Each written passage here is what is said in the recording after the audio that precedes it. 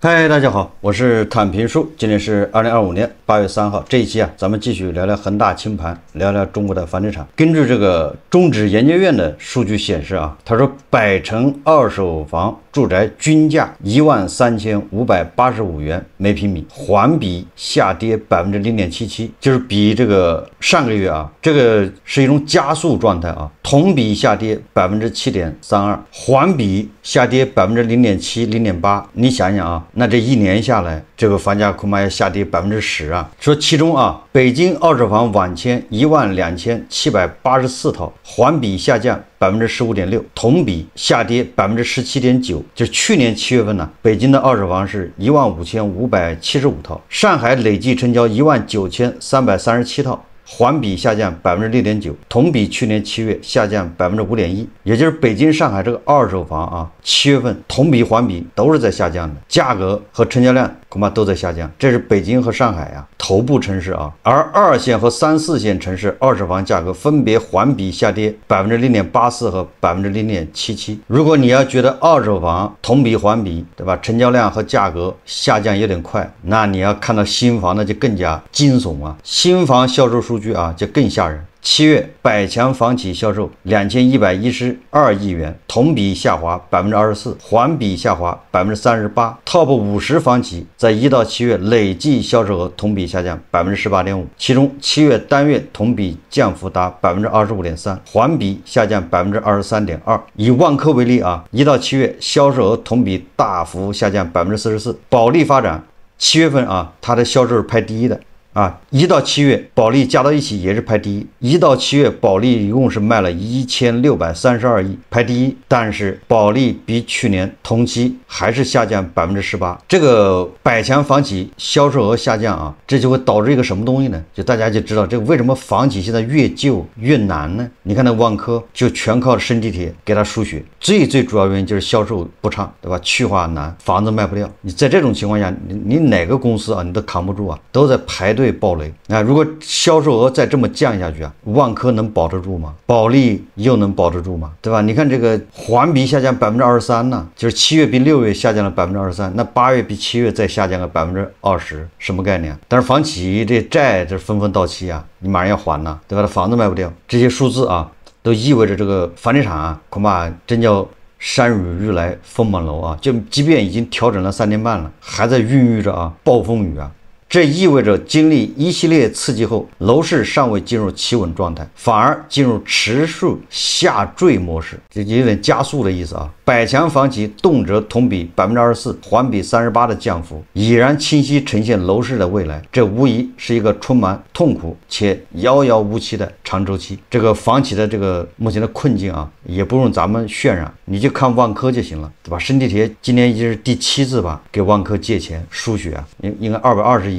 那些没有一个好爸爸输血的，你说哪个能扛得住？所以现在这个房地产已经成为尾大不掉的这种相当于负资产一样，对经济构成严重的拖累。但是这个房地产上下游也涉及的产业非常多，这就必然会带动整体经济进入一个下滑、做滑梯的这么一个模式这个最近对吧，咱们也经常介绍这个家居行业、电梯、家装，对吧？跳楼的那么多，如果压力不大到一定地步，对吧？是好好的谁愿意跳但凡还有点机会，他会跳吗？而随着下滑速度越来越快，拖累经济下行的速度可想而知所以说作为曾经基建和地产2大引擎熄火，对吧？一系列亮丽经济数据的背后，实际上掩盖的是实体经济各行各业真实的一个困难处境。每个人都有自己不同的这个深切的体会。上半年土地出让收入14271亿，这个是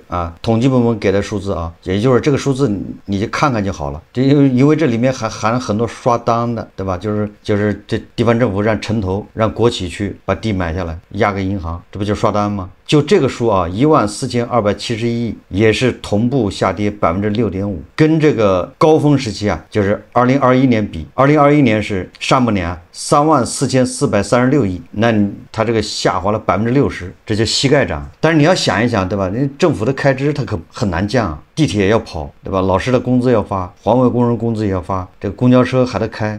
各种路还要翻修，他那个钱开支可降不了。但是收入你看，就这个土地这块就少60%，支撑地方财政的半边天已经倒塌。就在这个背景下，即使加大专项债发行力度，也只不过是确保基本的运转，就是三保保运转。所以以城投还有国企为首的这个地方的隐性债啊，这个也是天雷滚滚啊。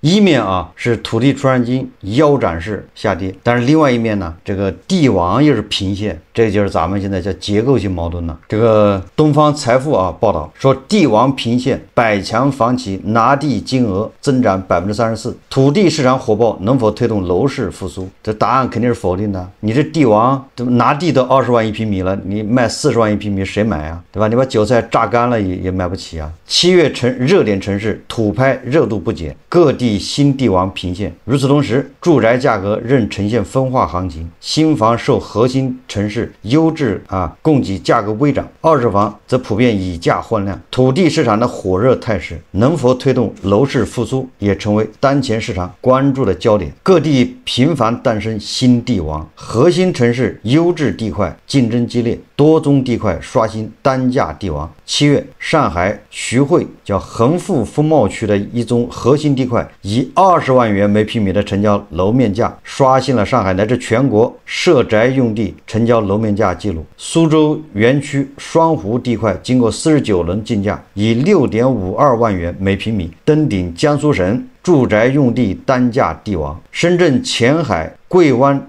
宅地这一楼面价84180元每平米，刷新深圳单价地王。中指研究院8月1日发布的报告显示，今年1到7月，全国 TOP 100房企拿地总额5783亿元，同比增长34%。你看看啊，一边是新房卖不掉，一边是 TOP 100房企拿地总额还增长了34%，你说这一边是海水，一边是火焰呢？300城住宅用地出让金同比增长25%。当下热点城市土拍热是房企追求确定性的直接体现。今年以来，高溢价地块无一例外都体现在热点城市的优质板块。这些板块不单处于1、2线热点城市，更重要的是多位于产业人口密集区域，开发商预期未来入市后在合理利润水平下去化难度小，更充分说明房企更倾向于在确定性高的区域布局。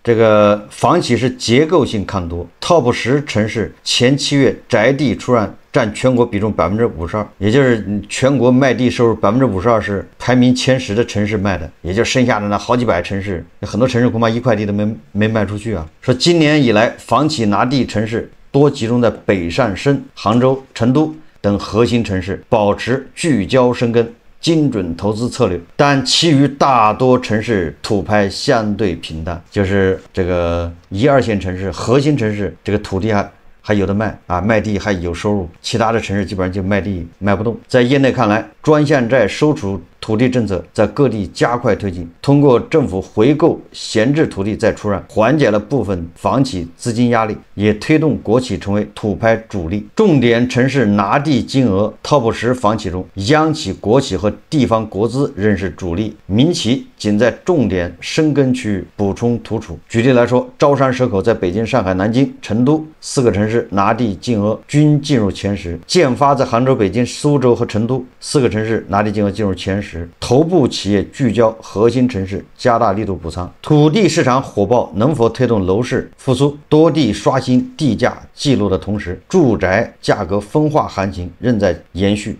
中指研究院报告显示这个刚才咱们已经说过了，这个新房、二手房价格成交量都在下降。说7月是市场传统淡季，市场活跃度出现季节性回落，同时在当前二手房挂牌量持续较高背景下，各城市以价换量现象普遍存在。新房价格保持微涨，主要受结构性因素影响。近几年，核心城市优质地块供应加快，从而带动市场上区位优、品质好的改善型楼盘供应有所增加。这些优质新房项目受到市场认可，带动需求释放，同时也拉动新房价格结构性微涨。随着土拍市场热度延续，市场信心能否进一步传导至购房者？在业内人士看来，当下房企在部分地区拿地信心恢复，更多是结构性现象，而非普遍现象。购房者信心重建需依赖经济复苏、政策协同与市场出清共同作用。核心城市、核心区新房目前已经走出了稳定行情，未来市场更注重质的提升，而非量的增长。市场分化还将持续存在。这个最后专家给出了答案啊，各地地王频现，这是结构性行情，很难推动楼市复苏。这就是咱们说的，对吧？你这个地王越多，价格越高，实际上反映的是收入差距在拉大，贫富分化在加大，社会矛盾在加大，这不是什么好现象，就充分说明啊，虽然经济不行，但是有限的资源、有限的这个钱还在往头部集中啊，那就是说明分配出问题了，只能这么理解啊。对吧？你看那个5000万的房子，日光一推出来，100套、200套就没了。这个80万一套的房子，那韭菜，对吧？咬牙切齿的不敢买，这说明什么？对吧？这个实际上是个不好的现象。从贝壳的数据来看啊，刚才是中指研究院，那贝壳的数据来看说，全国几乎所有城市二手房价格继续下跌中。今年7月相比2024年1月，也就是过去1年半，累计跌幅啊，全国50城总体下跌15%，也就是从2024年1月到现在，全国50个城市啊，这二手房已经跌了15%了。根据走势啊，去年9月底新政后，只有10月和11月房价略有上涨。后面就开始下跌，你看也就关2个月，跌幅最大的3个城市啊，就从去年1月份开始到现在，跌幅最大的3个城市就是一个是南通跌了29%，武汉跌了27%，苏州跌了25%，跌幅最小的3个城市，成都跌4%，杭州跌8%，上海跌11%，也就是杭州啊，从去年1月到现在，那也是跌了8%，不是涨了，这是跌幅小一点。啊，成都跌的更少，4%。上海呢？上海跌11%。这说的是二手房啊，对吧？你炒房子，你买新房，等到你卖的时候，不就是二手房吗？你卖的时候价格就要降，你买的时候好像价格在涨。那这个房价调整什么时候见底呢？这大家都关心啊。刚才这个中指研究院的贝壳的这数据，实际上都说明这个房子越来越难卖，不仅越来越难卖，而且下跌的趋势还在加速。那这个什么时候到时候见底，什么时候能够稳住？大家看一段视频啊。没想到房地产的调整还远没探到底。今年1到7月，全国 TOP 100房企的销售额同比跌了 13.3%， 光7月单月就暴跌 18.2%， 跌幅比前几个月还扩大了。这场出清恐怕比我们想象的还要长。之前很多人觉得房地产这轮调整周期从2022年算起也3年半了，再怎么着这降价的幅度也该慢慢稳住点了吧。可是看着降幅比很多人预期的都要猛，不是一直在出各种政策刺激吗？降首付、降利率，限购几乎全退场，按理说该买的该出手了呀。可现实是大家伙捂紧了钱包，为啥？信心比黄金还金贵，但现在真有点缺，房价不再是只涨不跌的神话了。不少地方明里暗里都在降，想想看，你刚签完合同还没住进去呢，就听说邻居买的同小区房子比你便宜了10几万，心里啥滋味？更别说时不时听到哪家开发商又出问题的消息，让人担心能不能按时保质地拿到房子。这种情况下，买房从增值保值的投资行为，一下子变成了可能买亏了甚至有风险的事儿，谁的钱都不是大风刮来的，观望成了很多人的本能选择。再就是咱们普通人的钱袋子真的有点跟不上趟。就拿经济前沿的上海来说，上半年居民人均可支配收入增长了 4.6%， 这个数不算低，但面对动辄几百万的房价，这点增长杯水车薪。关键是咱们的钱要花的地方太多了，存钱防老、孩子教育、日常开销，可能还想出去旅个游放松一下。房子是大头，但绝不是唯一的花销，口袋里的钱就这么多，这边花多了，那边就得省着点。现在的局面是，很多家庭在盘算之后，发现留给再添置一套房或者置换升级的余力真的不多了。说白了，不是不想买，是算完账后有点有心无力。所以现在刺激政策的效果为啥打折了？以前降点利息、松点政策，市场就能热起来，是因为大家预期房价会涨，借钱买房划算。现在呢，这个关键的上涨预期没了，如果买了就跌，或者涨得还不如贷款利息多，那贷款买房不就等于主动背了个负资产吗？聪明的钱已经开始转向或者谨慎了，所以这几股劲儿一拧巴，销售下滑，降幅扩大就不奇怪了。这只能说明市场积压的问题和阵痛远比我们想象的更深更复杂。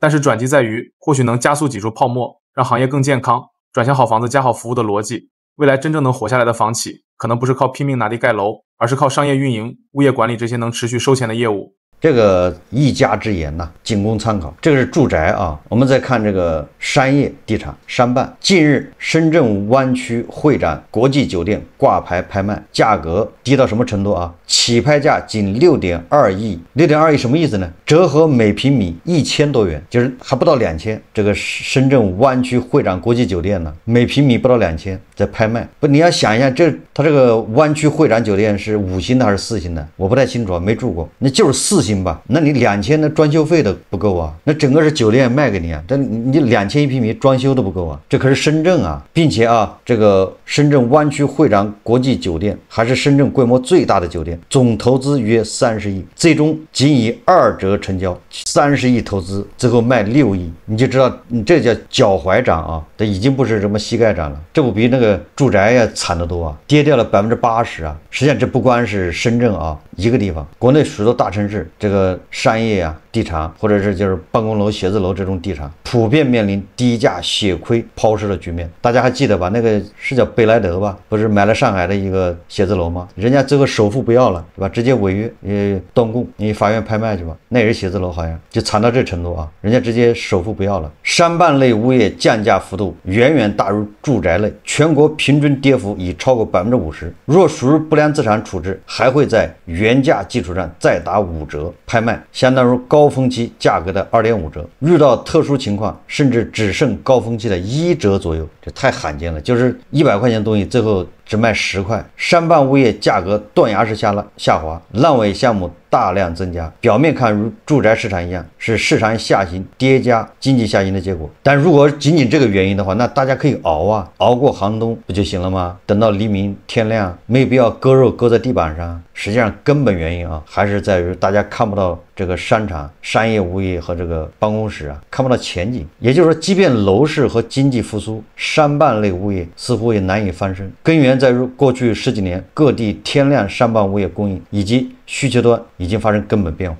当下甲级写字楼空置率已高达20%到30%，未来2年新增供应量仍将达到过去10年的总和，这规划太多了。这个商办啊，商业地产和这个写字楼啊，它跟住宅也不一样，住宅持有成本低呀，对吧？我就是租不出去，那我放那儿，我也那物业费很便宜啊，水电都便宜。但是你商业地产和物业这个办公楼啊，那你持有成本很高的，对吧？你那个电，你那个水，对吧？那价格不一样，完了物业费也不一样。